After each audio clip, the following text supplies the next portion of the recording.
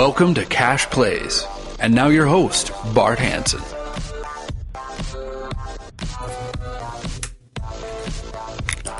Hello and welcome to another episode of Cash Plays. It's May 20th, and today's episode is Limit Poker with Adam Schwartz.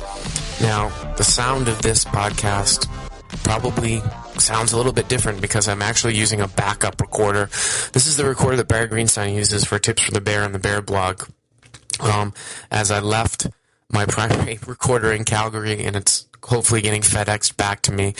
I've already done the interview with Adam on the primary recorder in Calgary, so that's going to sound all professional and such. But we're going to get into a discussion about Limit Hold'em. We're going to get into a discussion about Omaha 8 or better, and also kind of, just a little story about how Adam came up and, get into that. He was one of the original, he was a prop on Party, an original affiliate. He's got a site called rakefreeze.com, and of course he's the host of the 2+2 PokerCast. So he's got some interesting stories to tell. And he did tell. Just got back from Calgary, and we basically did 3 or 4 days worth of voiceover, voicing this new Canadian Open Poker Championship, which was a heads-up event that Huck Seed won. That went really well. It was really good, and it felt good for me to get back and do some commentary. I think I'm going to have the opportunity to do that some more up there, as they're doing like a Canadian poker tour, and they might do something like one event a month, and I think I'm going to be the guy to do that. So I am really, really looking forward, to working with them. As far as the cash games this week, I didn't get really a chance to play last week, but I'm going to be, playing it up full time again this week at the Commerce, 10-20 now. I'm not going to really be playing 5-10 unless things go a little bit sour for me. And, getting ready to go to the World Series. I'm going to be going to the World Series in about a week to a week and a half, and getting ready to play that event, too. Hopefully I can defend my final table. Whereas this year, there's going to be 2-day ones, so there's going to be probably at least 5,000 people in that first 1,500 event. I got an email from Dusty Schmidt, Leatherass. He's going to be in town next week, so hopefully that we're going to have him on the show. So get your emails in for him. Of course, you can email me at cashplays@pokerroad.com, and you can also send voicemails at 877-836-ROAD. We're going to kick things off here with a voicemail. Listen to this. Well, this message is for Bart Hanson at Cash Plays. I'm a Chicago hobbyist poker player, and my normal game is a 5-10 no limit here outside of Chicago. I have a question on losing sessions and how often they come up for you, Bart, and how you handle those. The other day I had a fairly long session, about 10 hours, and played 3 significant pots, totaling between the total of the 3 pots was probably between $2,500 and $3,000. And in all 3 pots, I was leading into the river and lost to an 8-outer, a 7-outer, and a 6-outer on all 3 of those pots. Just wanted to get your thoughts on how often losing sessions come up for you, and what you do to react to that and get over that and play, go into the next session fresh. Thanks. How do I deal with losing sessions? It's interesting, and it just might be something that I was always good at, that when I start to play bad, I normally have a reflex action to get up and stop playing. And that's why I don't end up putting in usually the amount of hours that I want to as a goal. Because it's like what we've talked about on previous shows. If you're going to say that you want to play, say, 30, 40 hours a week, and you force yourself to play 40 hours a week where 10 of those hours are negative EV hours, you're not doing any favors for yourself. Yeah, you've put 40 hours a week in, but when you play negative EV hours, those might be losing hours for you. I have never really had a problem with tilting when it comes to bad beats. That guy said he got 8-outed, then he got 7-outed, then he got 6-outed. I really like to look at it as an expected value, long-term, what you call Skalansky bucks issue in a sense that, I know I'm getting it in here as a 30, 35, 35% favorite sometimes, or, where the guy's a 30 or 35% dog, and, sometimes you're getting in as much as 80 or 90% favorite. Unfortunately, when you get it in as an 80% favorite, you're going to lose 2 out of 10 times. Those things happen. And I think you just have to, kind of sit back and look at it. It's just one long session. And normally when you're a good player, you're getting sucked out on more than you're sucking out on other people.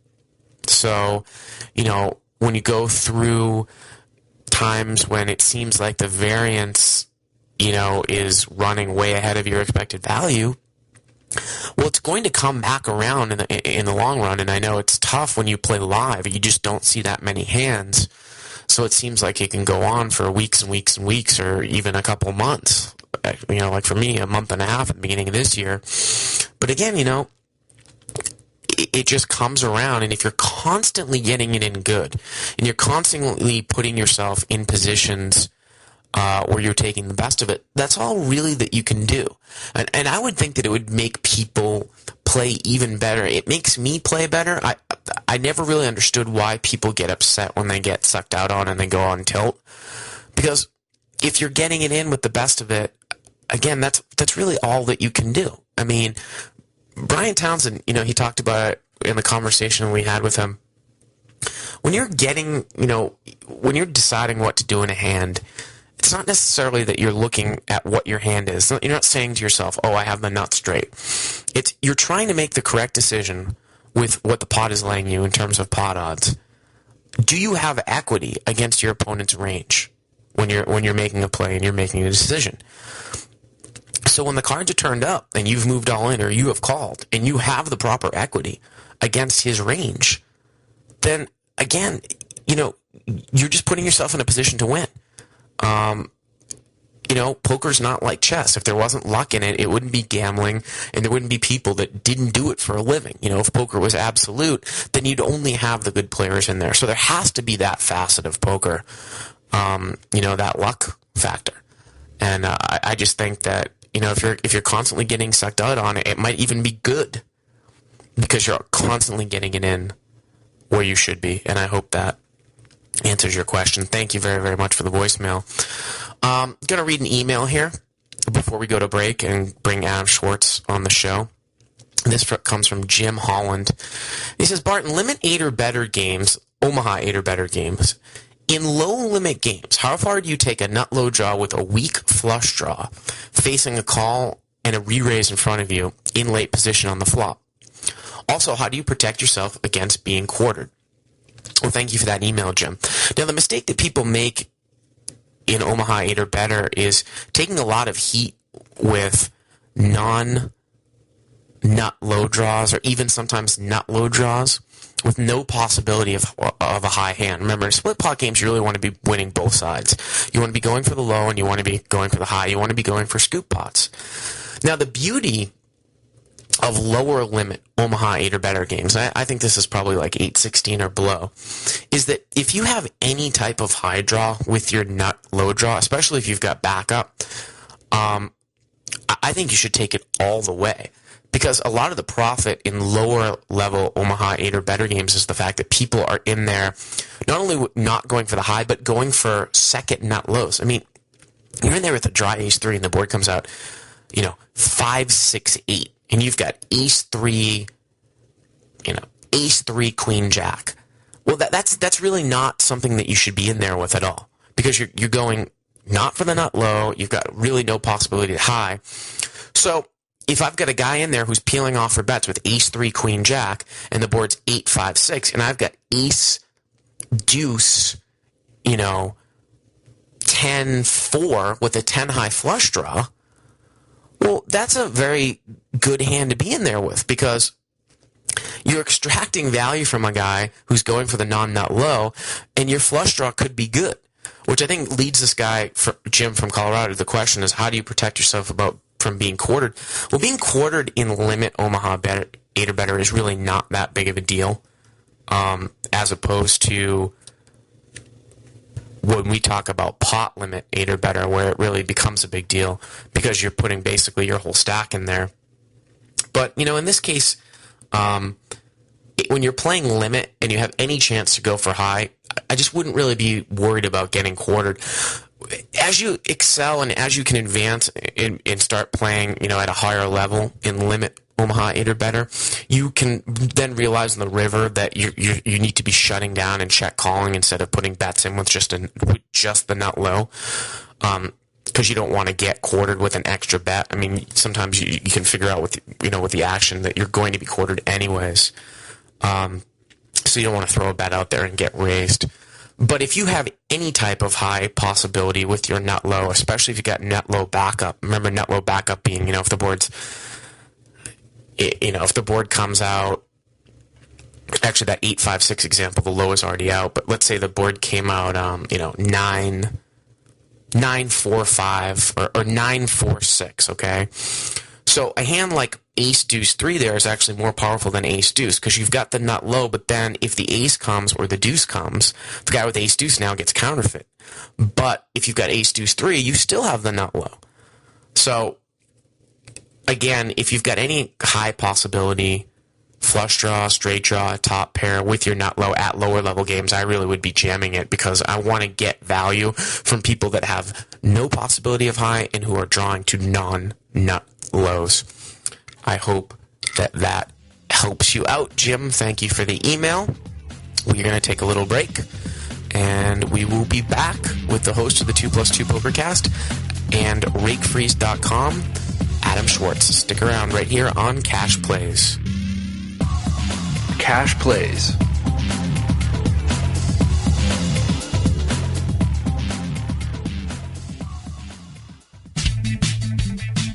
Scott Huff here from Two Jacks in the Hole. And Joe Stapleton also present and accounted for. Joe, I have some bad news. I am leaving the USA. That's actually very good news, Scott, because outside the U.S. is the only place you can play on Titan Poker. Actually, I heard about that, Joe. PokerRoad.com and Titan Poker have teamed up to bring you an exclusive $10,000 package to the World Series of Poker. Yeah, it's actually a pretty ridiculous package. You get 5 nights in Vegas, flights to and from whatever country you win it from, appear as a special guest in a Poker Road program. Get picked up at the airport in a limo. That's my favorite part. But Scott, I know your favorite part is you get a coaching lesson from Joe Seabach, dinner with him and the Poker Road crew, and let's not forget the fact that you get a $1,500 buy-in to a bracelet event, No Limit Hold'em number 53. It's easy to sign up. All you have to do is download and install Titan Poker. Use bonus code POKERROAD, one word. Deposit at least $50 to your Titan Poker account, and then earn the most points between now and June 20th, and you get that $10,000 package to the World Series of Poker. And remember, guys, this contest is only eligible for non-U.S. residents, so make sure you sign up with bonus code POKERROAD. You can't afford not to. Cash Plays. Welcome back, everybody, to Cash Plays back in Calgary. I am Bart Hanson, joined by today's guest, the host of the 2+2 Poker Podcast, Adam Schwartz. Is it Pokercast? Pokercast. Yeah. Pokercast. Personal name.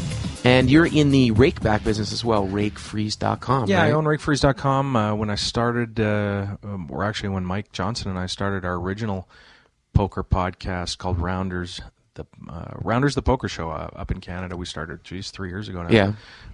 Started a rakeback company and advertised in the show, and it's been going well since. And that was bigpoker.ca, right? Yeah. If I remember Yeah, correctly? we were one of the first ones out of the gate, I think. We started doing a poker show in Canada because there was a hockey lockout at the time, and my co-host was a professional broadcaster, and he didn't have a show to do because hockey was out. So we approached the station and pitched them the poker idea, and they went with it. So we started doing the show just on the local radio show, the local radio station, and then we started a podcast a couple months later. Somebody sent me an email saying, hey, you should podcast your show, and the rest is history. And now you guys work with 2+2, right? Or you are the official 2+2 podcast, and you can subscribe on iTunes, right? Yeah, If exactly. yeah. Just like all the great Poker Road shows, you can get them all on iTunes as well as our show as well. Well, super. Before we get into, I've titled the show Limit Poker and Adam Schwartz because if people don't know your background, I mean, really your games, or you don't play that much poker now, but when you came up, right. You played Limit Hold'em and Limit Omaha High Low. We've talked a lot about Omaha High Low. Haven't really gotten into a discussion about Limit Omaha High Low, so we will get into that. Sure. But I want to hear about how you came up because you've got interesting stories as to your live play, and you really were one of the first online players as well. Yeah, I started off as, online. I started as one of the props at Party Poker. Wow. Back when there was, I think there was 4 tables the first day I started playing at Party. So, and then, of course, we've gone through the different transitions from sites, but Party, if people are just sort of new to online poker, Party was the huge site for a long time before various government factors led it to be only for Europeans now. But I started off playing Limit Hold'em in about 1995. And what happened was I was a food and beverage manager of a hotel on Vancouver Island, a town called Nanaimo. And my girlfriend at the time was living out of the city, so I had nothing to do at night. And what I ended up doing was going down to the casino and playing poker. And it was a 5-10 limit game. And pretty soon, before long, I was making more playing in this crazy little Limit Hold'em game than I was in my job. And my contract was up, and I moved back to Vancouver and decided to give it a shot. That was 1995, so been a lot of hands and many years since then. And then you actually went down to LA, right, for a while? Yeah, it's a funny story. It's like a textbook what not to do to start your poker career.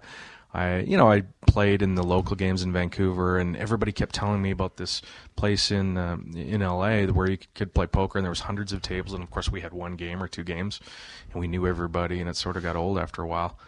But you'd always hear stories about the games in LA, and I put together my bankroll at the time, which I think was $2,800 from playing in this 10-20 limit game that we played at.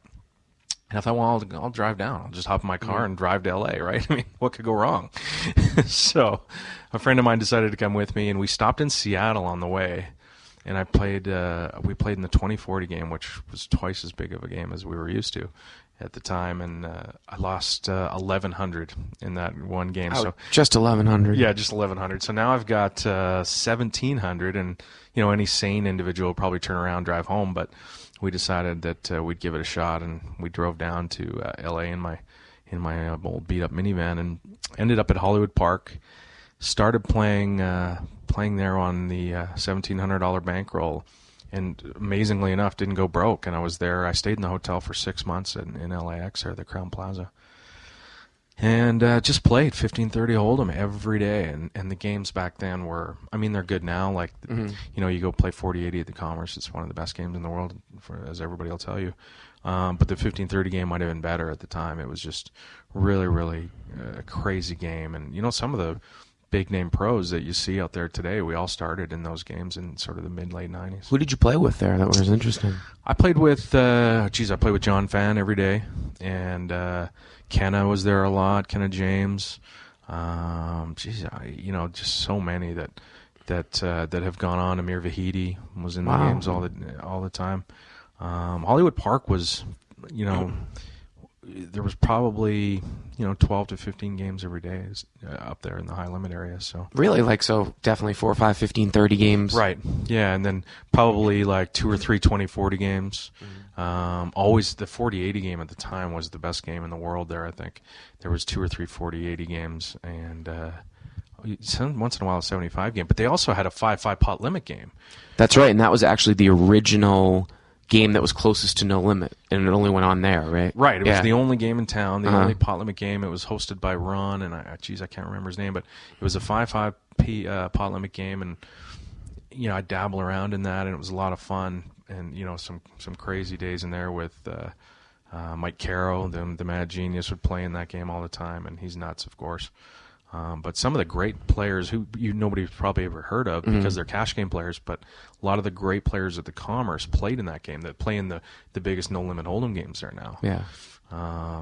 Scotty Lundgren, one of the biggest winners ever, started in that game too. So let's talk about the beatability of those games now versus back then. When I first started coming out playing online, I was playing Limit 2, and that the statistic 2 or 3 big bets per 100 was really a big thing. And then in live play, if you were playing Limit, if you could beat the games for 1 big bet an hour, this was 3 or 4 years ago. Now I think the rates are lower. What were they at in those days. I'd like to tell you I kept records and really knew, but to be honest, I here's the problem with me at Party.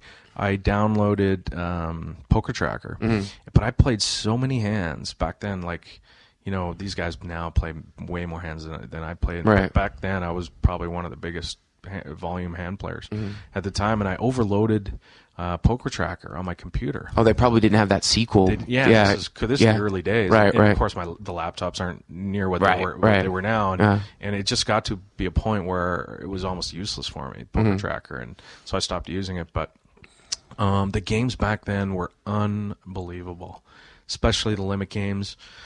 And it's sort of a bad thing, because what happened was the games were so good at Party, and when the no limit games came along, I didn't make the transition because the games were still really, really good in limit. Yeah. And some of the better limit players moved over to no limit. So it was sort of a lazy thing on my part. I didn't have the foresight to see that no limit would be the place to go, so I didn't really make that transition as fast or near as well as I should have at the time. But the games were, I think I went through one period where I won a month and a half straight, like 50 sessions in a row. Wow. Playing short-handed limit at Party.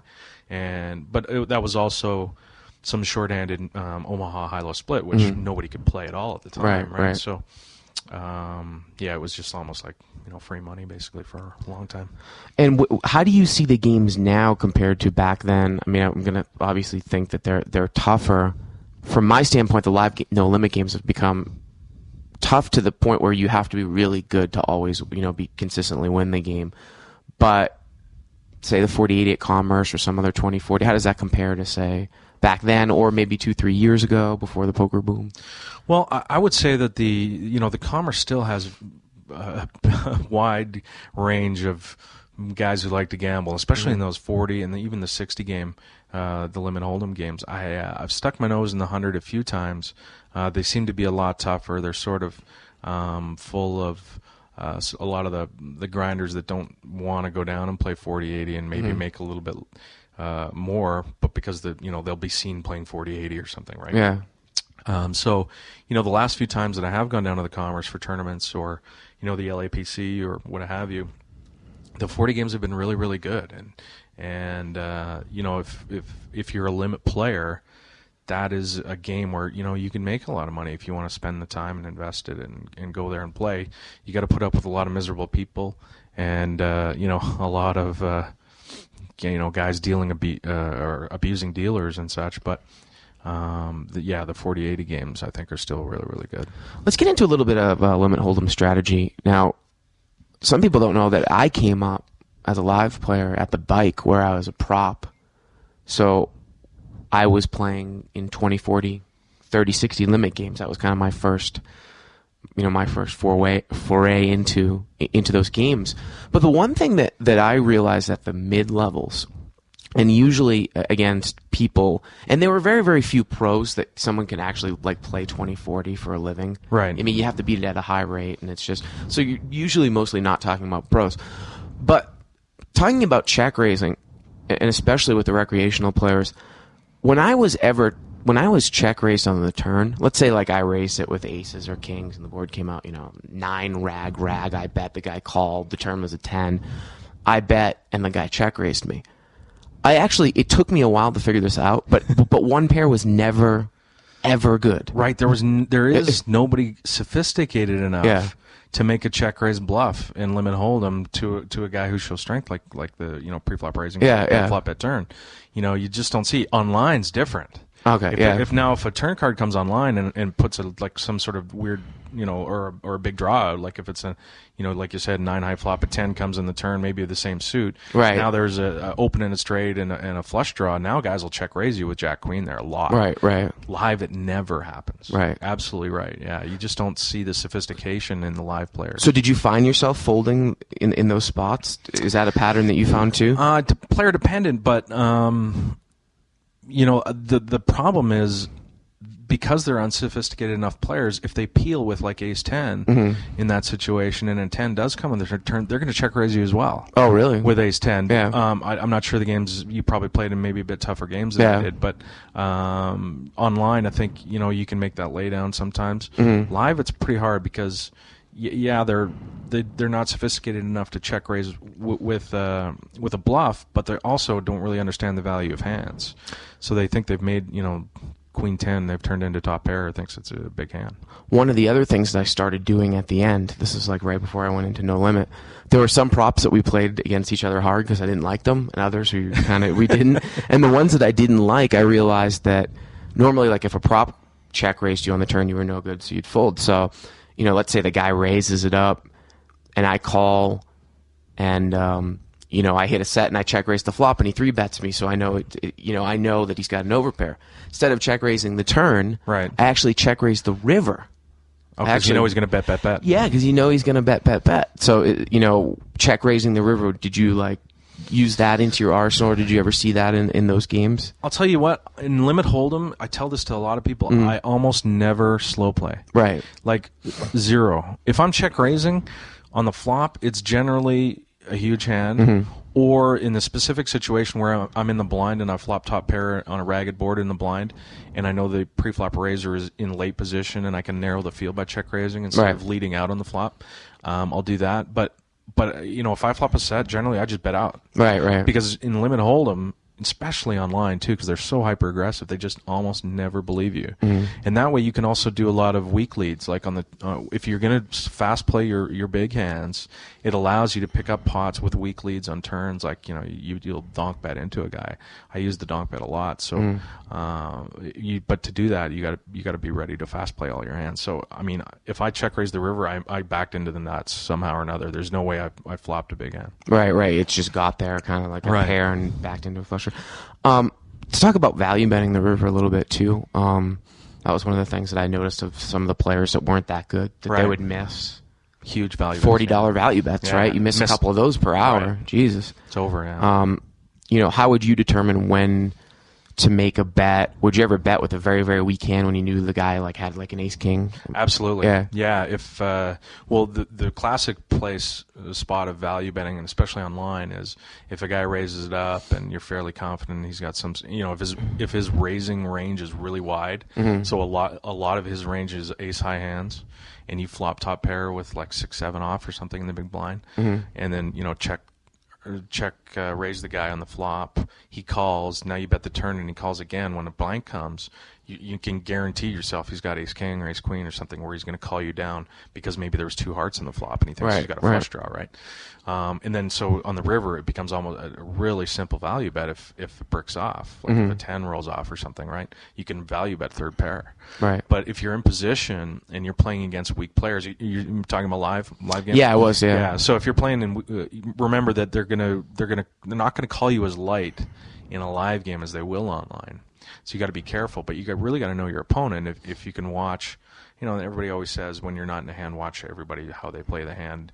That kind of thing is really important for stuff like value betting because you'll see what a guy is ready to call with, right? So if he's played a whole bunch of hands where he's ready to call you down with ace high or maybe 5th pair, now you can, if let's say you've got ace 10 on a king 10 4 board, and you raised and he called, and now the flop comes, he checks, you bet, he calls. Jack comes on the river or something and he checks. He could have a hand like Jack Queen, but maybe he's also ready to pay you off with a worse 10. Right. So now you can make that value bet, player dependent. Right. And in Limit Hold'em too. I mean, this is something that I always talk about. No Limit. No Limit's a little bit different because you have the fear of the check raise on the river for stacks. But if you bet and when you get called, you're good more than 50% of the time. The bet's prudent, right? Right, yeah, exactly. The bet's in order. We were talking a little bit about, or you started talking about the blinds, and this is what I struggled with a little bit. I actually wasn't even that big of a Limit Hold'em winner, and I think it was because I didn't understand the blind events concept in Limit Hold'em. So what are the types of hands that you defend with heads up, and what are the types of hands that you defend with multi-way?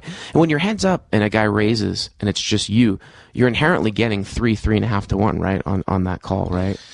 Well, yeah, immediate odds. But if you're a bad player and you're getting faced with that decision, you also have to figure in your implied odds that you're going to lose a lot of money if you can't get away from a hand. Reversed implied odds. Right. Yeah, exactly. Yeah. So, that calculation is sort of sometimes a little bit misleading. I think people read a little bit too much into that. But as far as blind defense, I tend to be pretty aggressive in the blinds, especially the small blind, where I almost never flat call if let's say it fold around to the cutoff and he steals. If I'm in the small blind, if I'm going to play the hand, I'm always just going to 3-bet it, and then take the lead away. So, but in the big blind, I'll see a lot of flops, like the same situation, and everybody folds to me in the big blind.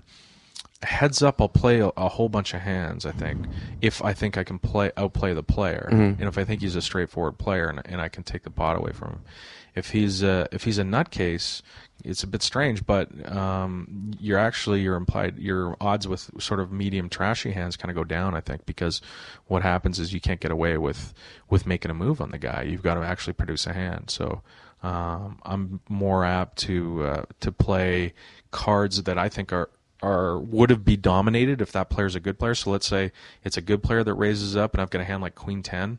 I'd much rather have like 6-7 suited than Queen 10 because you're in such bad shape against his range a lot of the time.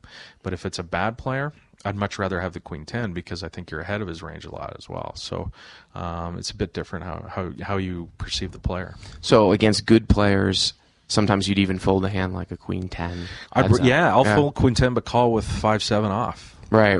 That kind of thing. You know what I mean? So, because I think that if the flop comes, 8-4-3, I can take that pot away from the guy, or I can flop as well, right? So, yeah, exactly. Now, what about when you're dealing with, multi-way pots where you've got maybe a raise and maybe 3 or 4 guys flat? So now you're looking at, you've got the big blind and there's, say there's 8 small bets plus the small blind, 9 small bets in there, and now it's 1 back to you. So you're getting like 9, 8, 9. Calling with almost everything there. Really? Yeah. Okay. Yeah, unless it's like Jack Deuce or like Deuce 4 off or something. I'm calling with 5-6 off. I'm calling with Queen Deuce of clubs. I'm calling with even those dominated hands like a King 10 off. Right, yeah. Because King 10, that's a bit scarier, I think. But I'm going to call, but I'll end up folding top pair a lot of the times. But I'm going to try and make a straight or something like that with it, or flop trips or something that I can't get away from. But yeah, like let's say you have a hand like Queen Deuce of clubs, and there's 8-way action. If you can determine, like, let's say you flop a queen. Obviously, you're not trying to flop a queen. You're trying to make a flush or 3 deuces or whatever. But if you do flop a queen and you can play it early in a manner which tells you if your queen's any good, right? And if you're ready to fold top pair because you don't think it's good, then you can play that hand. And I'm assuming that, like in a live kind of a weaker game, you could actually say you flop a queen as top pair, bet right out, and then maybe figure out who raises you if it's no good, right? Yeah. Now online though, where maybe there's some more semi-bluffing going on, how do you determine if a hand like that is That's good? where I use donk betting a lot, I think, when I do flops. Let's say it comes Queen 7-4, and I've got Queen Deuce. So it's a pretty dry board. There's not a whole lot of draws, and we can play this hand pretty straightforward. I'll check the flop and call a bet by a guy in position that raised, and then lead out on the turn as long as an ace or king doesn't come, and then I'll see what he does, and I'll only do that. I won't do it early in a session, or if I have no history with that guy, if he's seen me bet out with big hands, so he can believe that I do have a big hand there, then it's effective. If he hasn't seen that, he's going to raise me with 2 jacks on the turn, to try and get a cheap showdown on the river, and he'll go check on the river to see if I've got a queen. So you've really got to always be aware, especially in limit hold'em, about how they perceive you. No limit as well. So you don't want to put yourself in a position where you can get raised by 2 jacks, because now you don't really know where you're at. Because right? if you're ready to fold, then you're going to be folding the best hand, and it's a pretty big error. Right. Now, let's say you bet out in that spot, and the guy calls you. I mean, if he calls, I love it. Then I know I've got the best hand, because you put top pair in an aggressive player's hands, and he's not just going to call the turn. He's going to raise it almost every time. So if he calls, if a blank comes on, I'm going to fire the river as well. The other thing is, if he does have top pair and he just calls, and I check the river, he's going to bet the queen anyway, and I'm going to call. So One of the things that I use in no limit that I kind of took out of limit is that play that you were talking about. When you're raising the turn to try to get a showdown, and I'll give somebody an example where, let's say you have a set, and you flopped a set of on the flop, and now all of a sudden the turn is a third flush card, and now all of a sudden the guy leads out at you. Your hand is in a situation where you still could have the best hand, but the guy could have a flush. You pop it up on the turn, and if he calls, you might take a showdown. I don't know if that's the best example because your hand is really strong, but let's say you've got a one pair type hand, okay, or a hand like jacks. When do you use that? Raise the turn, and then check behind out on the river. I'm assuming raising the turn, you're doing it for some fold equity as well, right?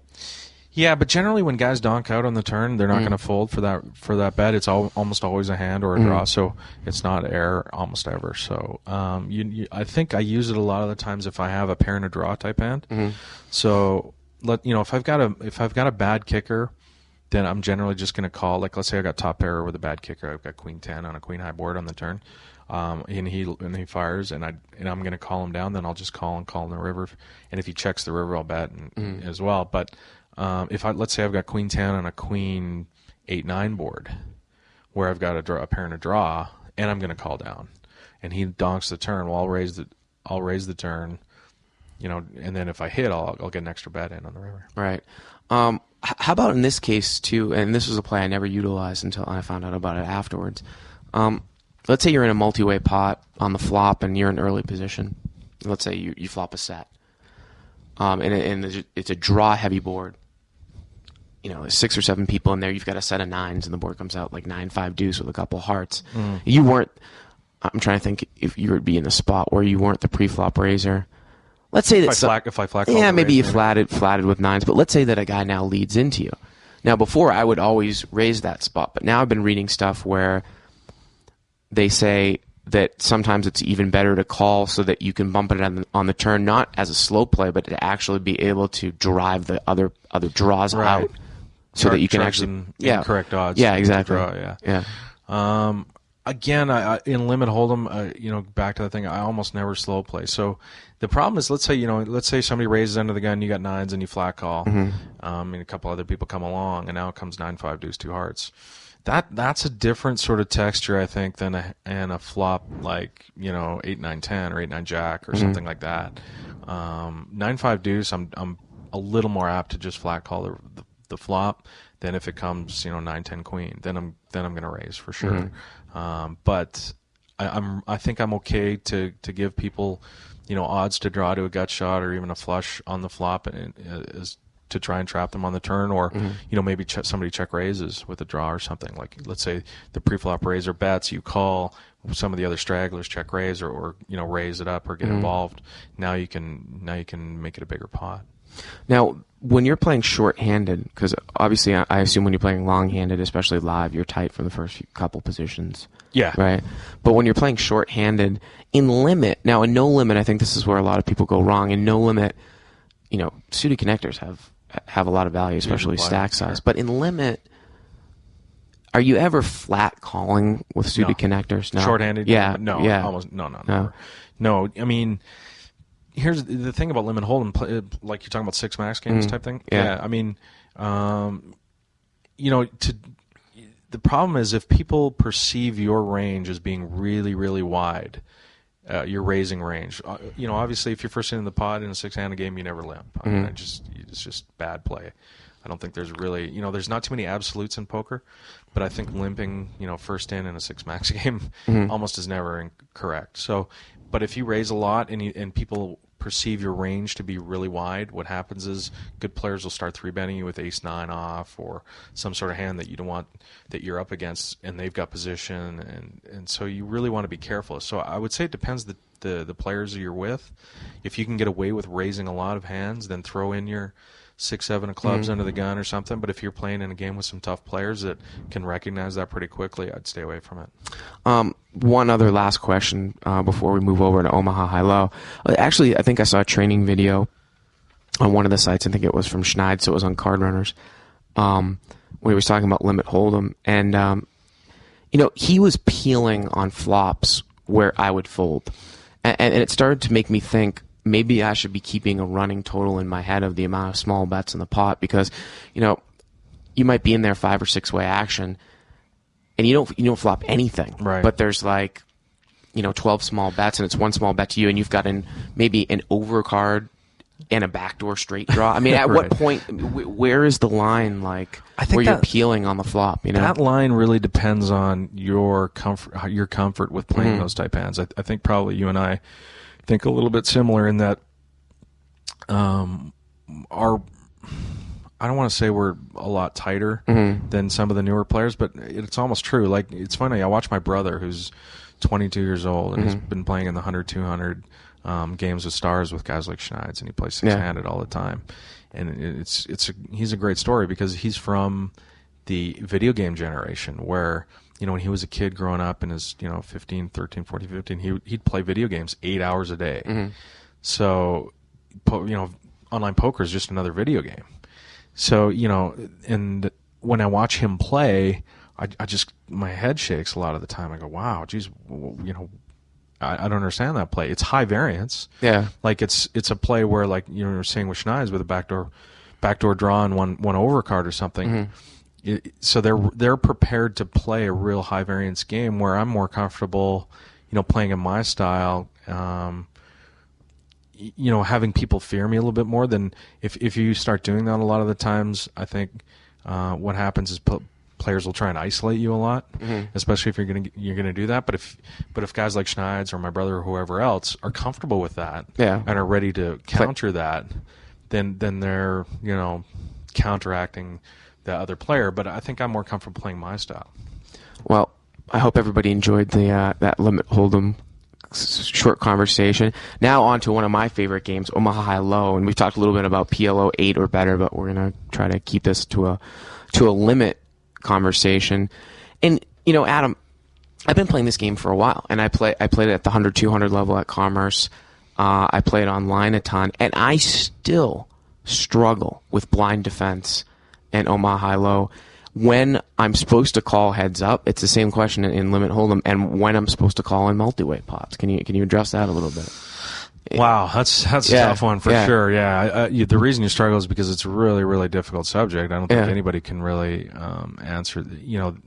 It's such a long dissertation almost to try and tackle that subject, especially in Limit Omaha, because so much of it depends on how well your player plays, and if you haven't played a lot of hours with a guy, you're gonna have a hard time kind of figuring out how good he is, what his range is. Remember, when you're playing no limit hold'em and limit hold'em, you're always talking about range of hands. Well, in Omaha, there's almost unlimited range of hands. Right. I mean, you can rule out 999 deuce or something like that. Right. But how do you narrow a guy who opens on everybody folds? Not that this happens very often, but if everybody folds to the guy in the button and he raises and you're in the big blind, how do you narrow his range down? Right. I mean, it's really, really hard. Well, because I've heard some discussions where people say that hand ranges run so close anyways that you should almost be defending with anything. And then I sometimes struggle when there's multi-way action in there. I've almost got it down to a point where when there's multi-way action, meaning more than 3 or 4 people in there, and I have 2 wheel cards, I'm almost calling now. And I wonder if that's too loose, or if it's too, 9, 10, 3, 4 is absolutely a hand that I'm going to call with with 4 or 5 people in there. I muck that hand all the time. Yeah. The problem is you make second, third best either high or low so often. So let's say you got 3, 4, 9, 10, and you got suited hearts, or so you got 10 high hearts. Right. And now the flop comes ace, 5, 9, and now a 6 comes in the turn because you're peel for the wheel, and a 6 comes in the turn, and you got 3, 4 for low. Right. Now what do you do? Right. But it's interesting what you were saying. Hand ranges run very close, so you're basically making your decision about playing a hand on how good your opponent plays. Because when you have really close hand ranges, it all comes down to who makes the most mistakes, right? Right. And whereas in limit hold'em, or no limit hold'em, your hand sort of play themselves a lot of the time. Well, they don't do that in Omaha. You've got a wide range of different hands. The hands that you're going to make are going to be so wide that it's impossible to sort of figure out. I struggle to kind of explain this, but basically your opponent is going to make so many more errors playing Limit Omaha high-low split than they would playing Limit Hold'em. So a bad player playing Limit Hold'em is going to make, small errors, where in Omaha they make huge errors. Well, I see some guys overvalue. I mean, 9, 10, 3, 4, yeah, it's definitely not a great hand. But sometimes I see guys overvalue like an ace in their hand where they'll have like ace 6, 7, 8, which I almost see so little value in. You know what I mean? Without a suited ace, it's like... Even with a suited ace. Yeah. I mean, where are you going with that hand? You know what I mean? Yeah. Middle cards are... I mean, if you're going to play Omaha high-low, just stay away from anything like 5, 6, 7, 8, 9. They're just... Right. Because the problem is, of course, you make a high hand, you're splitting with a low every time. So you want to scoop pots in Omaha. It's all about scooping. So you almost find yourself, it's player dependent in the sense that, is it difficult to say? Can you say that you defend more heads up versus more multi-way in the big blind? Yeah, absolutely. You correct. do? Okay. Because I'm really an aggressive Omaha player when I get heads up, because you kind of backdoor into a lot of hands that are going to split a lot of the time. So the pressure that you put on the pot, the fold equity is so huge if you can get a guy to fold, because you've got third nut low. I mean, you pick up that extra half a pot just because you've been aggressive. That's just a huge pickup. Whereas in Limit Hold'em, it's not the same thing, right? So if I'm heads up and I flop anything, like any kind of draw or any kind of low, I'm going to put pressure on the guy. One of the other things, too, that I noticed, I think that I'm probably at best break even when that game goes at Commerce, the 100, 200. It's a tough game, actually. That game it was really, really tough. At the World Series. Totally different story. That's a very, very soft game. Yeah. And these are usually 75, 150 with a 1/3 kill. Right. And the problem I have, when people, if you don't know what a kill is usually in an Omaha game, split pot game, if there's a scoop, you actually are forced to put 100 dead.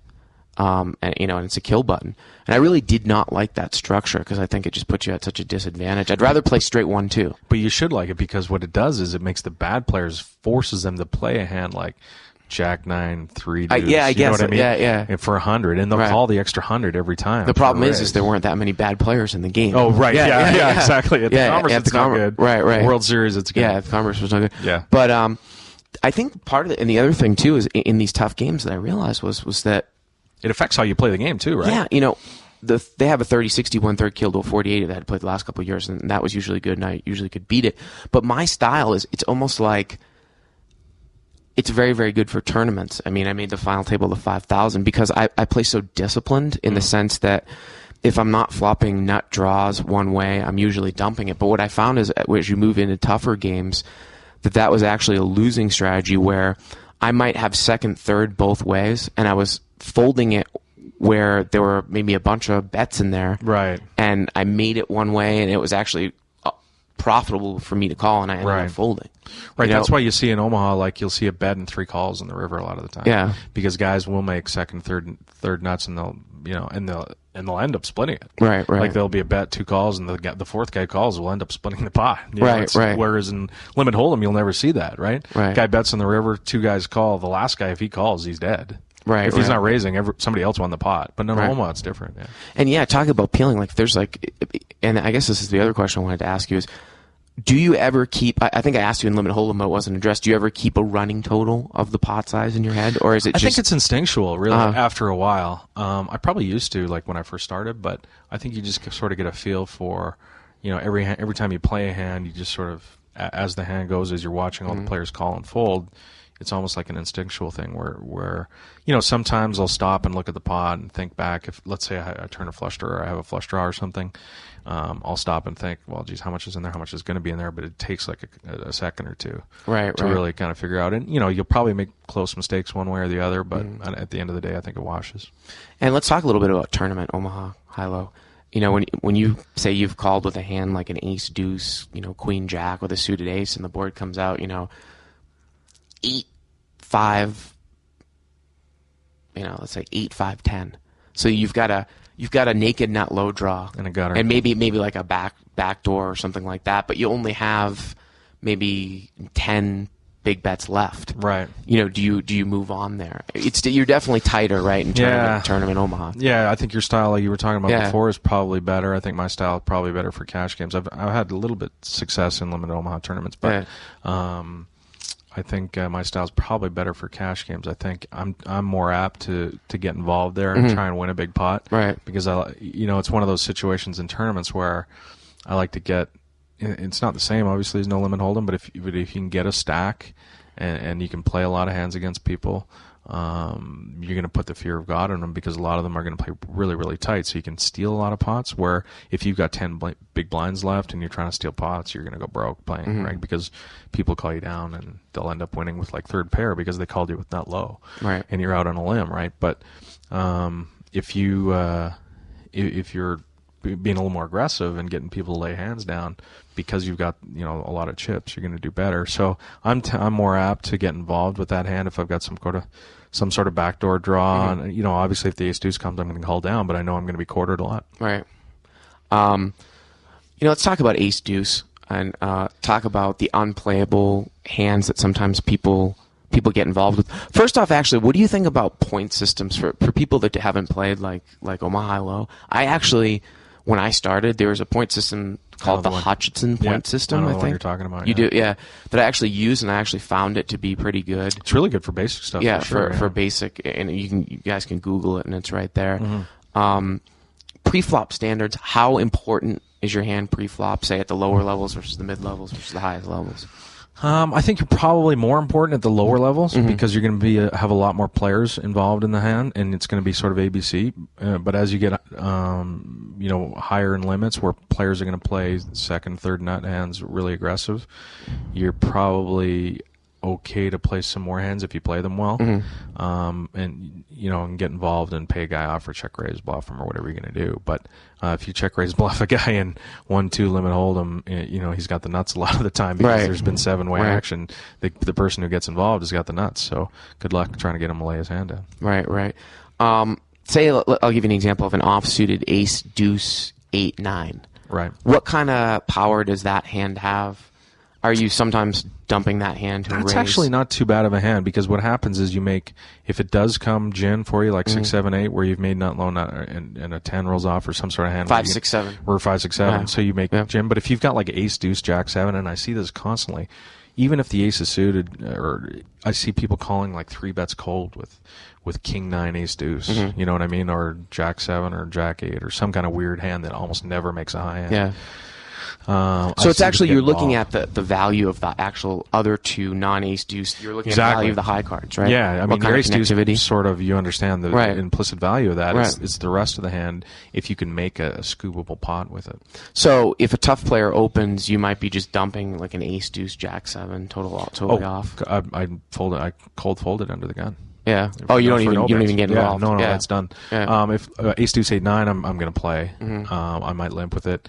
Of course, limit Omaha High Low split is sort of counterintuitive to limit hold'em players, because if you're under the gun with a powerful hand in limit hold'em, you want to raise. So let's say you've got ace king, you want to raise and limit the field, right? Well, if you've got ace deuce 3-4 double suited in limit Omaha High, you want a big field. You don't want to limit the field, so you limp under the gun instead of raising. So if you do that a lot of the time, and you do limp and people see that, then you can get away with limping with a few more sort of medium strength hands like that, where they're not going to raise. Because as soon as in limit Omaha High, if you see a good player limp under the gun, bells should be going off in your head. Like, don't get involved with ace 3. Right. Because guess what? That guy has ace deuce most of the time. And it's strange too, because I find myself, and maybe it's because I play a lot of 6-max online, that usually I'm opening when I enter the pot. And I'm not saying it's right. 6-max is different, though, for sure. No, I think you're probably right to do it there. Right. But in full ring, you're saying that there's nothing wrong with... It's a horrible mistake to raise, I think, with ace deuce 3-4. Now, ace deuce 3 is different. Yeah. Now, because your aces play well against 1 or 2 players, you want to raise with that hand. Or like maybe ace king deuce. Or ace king deuce. Yeah. Where you got a hand where kings, where they're going to play well against a couple people, or ace deuce 3 jack or ace deuce 3 queen, where you can make maybe some high hands. But if you've got like a real strong wrap low hand, I think it's a real bad mistake to raise into that guy. And I would also assume that you would probably never want to re-raise with that hand either. If you've got a low wrap hand and a guy raises, you're going to flat there, right? Right. Because all the value in your hand is coming from showing down. It's not coming from picking up the pot if the flop comes king 10 jack. You know what I mean? So you don't want to limit the field there. No. Now let's talk about strictly high hands and how many bets you can call. Because I saw some guys win some huge pots where they might call 3 or 4 bets cold with a hand like king, queen, jack, 10, or even 4 cards above a 9. Sure. Are 4 cards above a 9 almost always playable? Omaha's great because you have more information than you do have in, say, Limit Hold'em or No Limit Hold'em, where, let's say, a guy limps under the gun, then a good player raises and somebody calls, now you've got 10, jack, queen, king. Well, guess what? Your cards are live. Because the guy who limped under the gun has all wrap cards. The guy who raised has an ace, or at least one ace, and a wheel card. The guy who flat called has more wheel cards. So now the deck is rich in high cards. So now I want all those hands. And I don't want, like, ace, deuce, 3, jack, because your hand's dead, really, right? I want ace, king, queen, or king, queen, jack, 10, jack, like you said. So it's situational.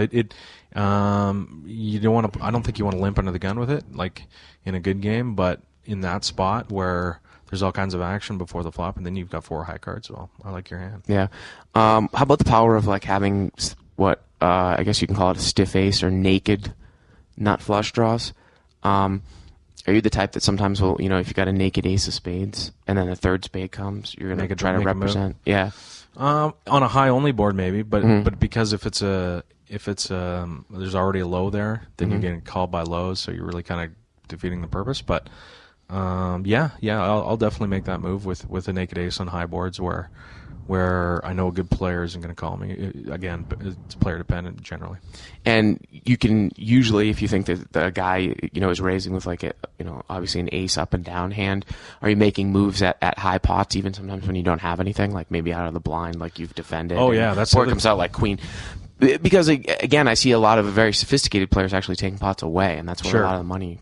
Oh, absolutely. Yeah, you pick up high pots or high flops. Yeah, if you call a raise out of the big blind against a good player and it comes like 9, 10, 4, you almost always check raise the guy no matter what you have, even if you have like ace 9 as your high hand, right? Yeah, you definitely make a move there because it's really, really hard for a player to hit that flop if he raised under the gun. And you're talking about having backdoor draws too, in the sense of adding fold equity. So let's take that flop like 9, 10, 4, and maybe you're in there with kind of a weakish ace deuce.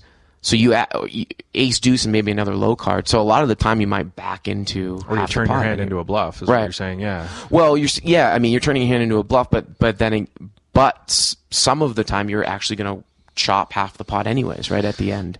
By calling for runner? No, I mean if you're making a play, like when you said earlier that sometimes you can put pressure because a lot of times you're just going to back into half the pot. You're either going to win half the high, or half the low. Right. Yeah.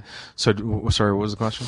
Well, I was just elaborating on what you were saying, that you're making a move there, but a lot of the times if you get to showdown, you're chopping it anyways, right? Yeah, on low boards you are for sure, because you'll get to showdown a lot more often. Remember, on high boards, especially in high limit games, you don't get to showdown very often.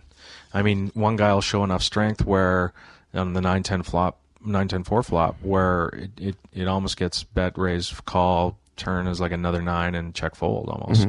So when you're playing heads up and what I was saying earlier, when you do put pressure on a guy because you've got half the pot and you want to get him to fold for the other half, I mean that's a real important skill. And again, all of this stuff takes so much experience. Like I'm sure you played a lot. I played a ton of Limit Omaha online, to where you can figure this kind of stuff out. And it's great to hear us talk about it, but until you're in there playing it and figuring these things out for yourself, it's really, really hard to kind of give hard and fast rules for. So if you're going to play Limit Omaha high-low, because, remember, a lot of people are playing horse now, and it's a pretty key game in horse.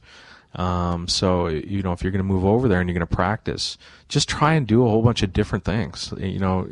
I always say that in Limit Hold'em, it's harder because, you're going to get chopped up by the good players a lot. But if you're in there low limit Omaha and you're trying all these different plays and raising with second pair because it's a high board, you're going to get away with it a lot of the time. So you're going to see how it works and see when it doesn't work. And it's going to cost you a little less, I think, than it would in Limit Hold'em. What do you think the state is of the online games in Omaha Low now, the Limit online games? They're pretty good. They were really good for a while. Like at Stars, there was 5, 6, 7, 30, 60 games going for a long time. I think a lot of the good players, there's a lot of really, really good players in those games at Stars. They've moved up to the 75, 150. There's the odd time that goes, right, or short-handed. But geez, with all the different problems that online poker's had, I'm not sure how much of that is the best players got the money and how much of it was people just can't fund their accounts anymore. But the games are still good. So it's definitely a profitable game. Oh, for sure. More so than Hold'em, or you find more bad players than Hold'em. Yeah, all you got to do is look at the pot averages for those games, and generally if they're more than 10 times the small blind, it's a pretty good pot. It's a pretty good game. And just real briefly, we've discussed PLO 8 or better on the show before. What do you think about that game? PLO 8 or better, I haven't played much, but back in the day it was really, really good when I did play it, because people were making, it's just like the difference between limit hold'em and no limit hold'em, where if you make a mistake in limit hold'em, it costs you one bet. If you make it in the same one, it costs your whole stack. Well, it's the same with pot limit Omaha. So the mistakes that people make in limit Omaha, where they call with, just one side they're trying to get their money back. They'll do that. They'll call for the whole stack in pot limit Omaha. I think I don't know, but I suspect you probably see a lot less of that now, because of the games. What happens is the good players get the money real fast. Yeah, that's the game where actually the worst players lose the quickest, right? Yeah, they get hammered. Yeah. I get a lot of questions from guys saying, I want to make my way up in poker, and I want to build a bankroll. What's the best game I should be playing? I know that you haven't played a ton of no limit, but you have. What's your stance on limit versus no limit poker for someone who's just trying to get into poker? You know what? Interesting. I was down at the LAPC, or was it the LAPC? I can't remember. A couple months back, I was down at Commerce, and I was playing, and I'm trying to goof around in no limit hold'em as well. I play some online, but a buddy of mine was playing in the 510 400 max game at the Commerce. A crazy, stupid I thought, game. well, I'll try this out. Yeah. I'll see what this structure's like. It was kind of weird. Yeah. The game is unbelievable. Yeah. I mean, people just giving their 400 away, second, third pair out constantly. I know that I've sweated a lot of my buddies playing the big games in the no limit games, and obviously they're a lot tougher, and there's some amazing players at the Commerce playing in those games. So, you're asking me, like, if somebody's starting to play poker right now? Yeah, would you tell them to go towards no limit or limit? Yeah, no limit. I would think still, as well as pot limit Omaha. I think it's a fun gambling game. There's going to be a lot of action. It's hard to find live, I think, as far as a lot of games, a lot of selection. It depends on your goals. Like if you want to. If you're playing poker just strictly to make money, and you're not really worried, you obviously you'd like to, but you're happy with 80, 90, 100,000 a year, you can make that really easily in the 40-80 game if you're a good limit player. Yeah. What game are you going to be able to make 100,000 in playing no limit hold'em? You're going to have to be a pretty good player, I think, probably, to beat the 10-20 no-limit game. I mean, you would know better than I. Well, I mean, I think you can do it at a 5-10 uncapped game, and you might need 1/3 of the amount of bankroll you might need in 40-80. Right. That's kind of the thing, the variance would be less. Yeah, for sure. Yeah. But, I mean, now, just to wrap everything up, I mean, I still find it amazing that you were there in the beginning online, and there's a lot of people that play online now that just listen to this show. Do you think that it will ever come back around, or just the state of poker is just you're always just going to have to be good now?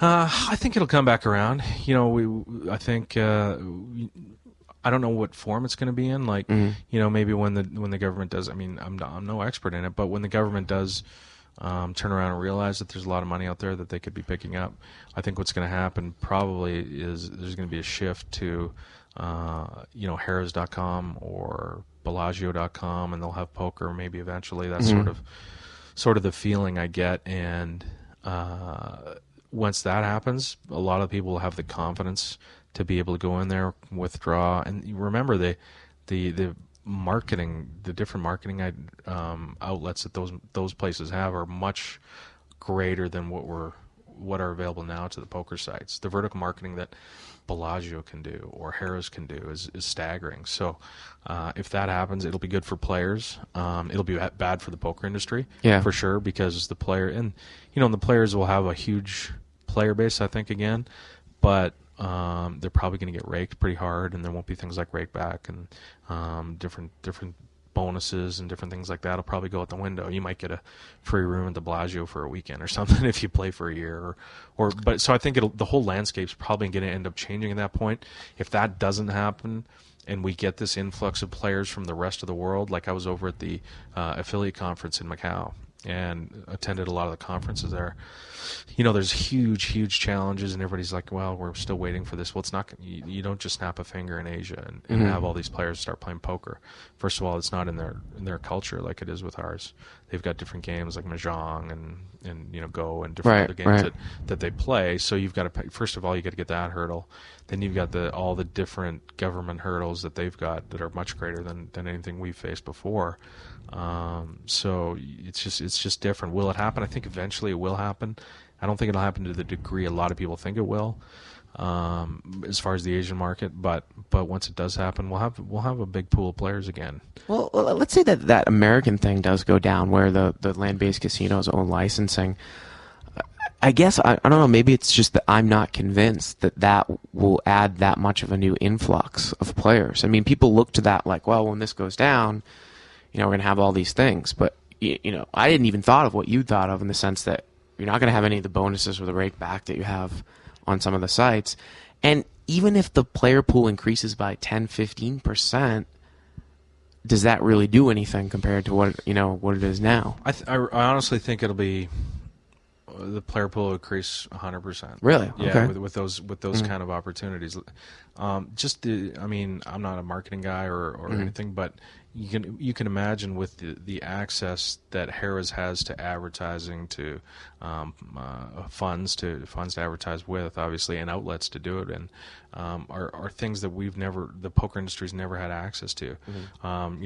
Joe Middle America guy in Wichita, Kansas, isn't going to go play online poker because A, he thinks he's going to get ripped off. B, there's no oversight on any of the sites. Maybe he's going to get cheated in the game. If he isn't getting cheated, he might not be able to get his money back or get it sent to him or whatever. So once you get a trust factor of a huge company involved in online poker, where they can mail out to their entire database, send out mail outs and get people signed up, I think the sky's the limit there if that happens.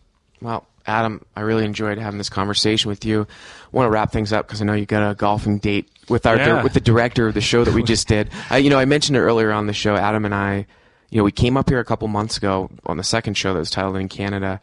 I had a great time doing it with you, and it's going to be on the Score. On the Score Network up here in Canada. I think it's in the first week of June, first few days in June it'll be on. And we did all the voiceover the last couple of days, and it really looks great, and there was some really good content, and just the feel of the show. I mean, I'm not just saying that just because we did it, but it's just the feel of the show seems a lot more interesting than, say, your typical generic show that you might find like on an FSN. Do you know what I mean? Something like that. Well, Heads Up is a great format too, right? Like, yeah. I mean, I'm their target audience, and I almost never watch full tournaments on TV. Yeah, me neither. The hell out of me, right? Yeah. Heads Up, I love watching. The NBC Heads Up is one of the ones I love to watch. High Stakes Poker, I love to watch. Those are the two formats that interest me, and this, of course, was a Heads Up event. And this format was twice as good as the NBC. I mean, it was best 2 out of 3.